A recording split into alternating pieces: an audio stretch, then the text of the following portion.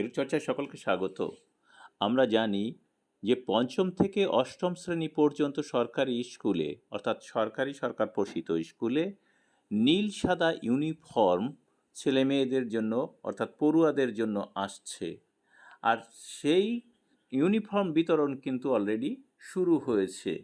আর তারপরেই বিধানসভার বিরোধী দলনেতা শুভেন্দু অধিকারী একটি গুরুতর অভিযোগ করেছে এবং কেন্দ্রীয় শিক্ষামন্ত্রীর কাছে তিনি অভিযোগ জানিয়েছেন যে টাকা কেন্দ্রের অথচ স্কুল ইউনিফর্মে রাজ্য সরকারের লোগো কেন ব্যবহার করা হবে।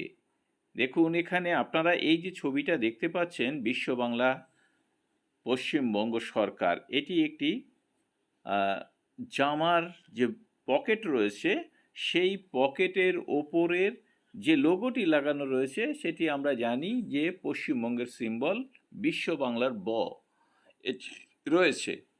তো এক্ষেত্রে শুভেন্দু অধিকারী কিন্তু তিনি একেবারেই অভিযোগ জানাচ্ছেন কেন্দ্রীয় শিক্ষামন্ত্রীর কাছে।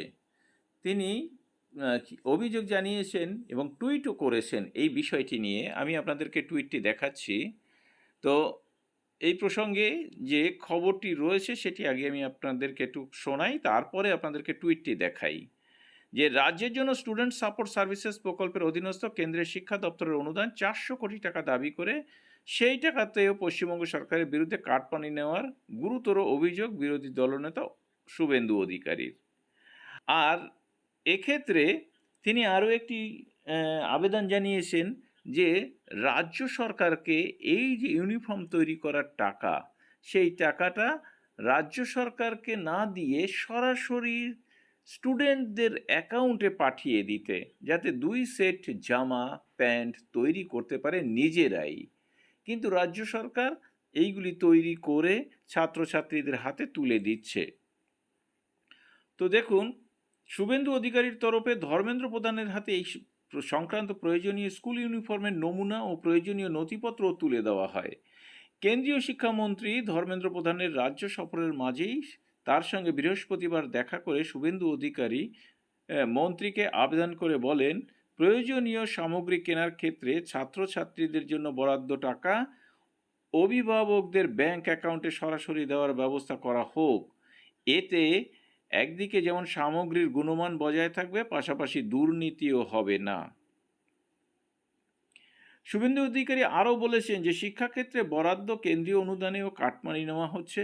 সরকারের তরফে ছাত্রছাত্রীদের নিম্নমানের স্কুল ইউনিফর্ম দেওয়া হচ্ছে, তাই কেন্দ্রীয় বরাদ্দের টাকা সরকারকে না দিয়ে সরাসরি অভিভাবকদের ব্যাংক অ্যাকাউন্টে পড়ুয়া পিছু বরাদ্দ টাকা জমা দেওয়া হোক। এই ব্যবস্থা চালু হলে যে নির্দিষ্ট গুণমান বজায় থাকবে সেটি তিনি কিন্তু বলেছেন। তো এবার আমি আপনাদেরকে শুভেন্দু অধিকারীর টুইটটি দেখাচ্ছি। এই যে আপনারা শুভেন্দু অধিকারীর টুইট দেখতে পাচ্ছেন, এখানে I praised him about WB government's cheap stunt of putting the Biswa Bangla logo on the uniforms of school children but after setting aside cut money with the rupees 400 crores Central Education Department SSS grants।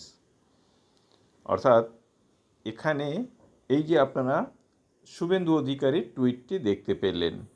আমরা জানি যে পড়ুয়া প্রতি 2 set ইউনিফর্মের জন্য 400 টাকা করে বরাদ্দ আছে এবং সেই টাকায় আগে যেমন স্টুডেন্টদের খাতে দেয়া হতো, স্টুডেন্টরা বানিয়ে নিত এই ইউনিফর্ম, এখন কিন্তু স্কুলের মারফত অর্থাৎ বিভিন্ন ডিএমের মারফত সেলফ হেল্প গোষ্ঠীর দ্বারা তৈরি করে এই ইউনিফর্ম দেয়া হয়।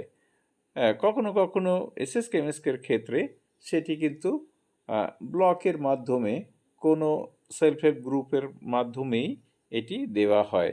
অর্থাৎ স্কুল তৈরি না করে স্কুল টাকাটা দিয়ে দেয়, অন্যেরা তৈরি করে দিয়ে দেয়। এখানে সকলকে ধন্যবাদ জানিয়ে শেষ করছি। ভালো থাকবেন, সুস্থ থাকবেন।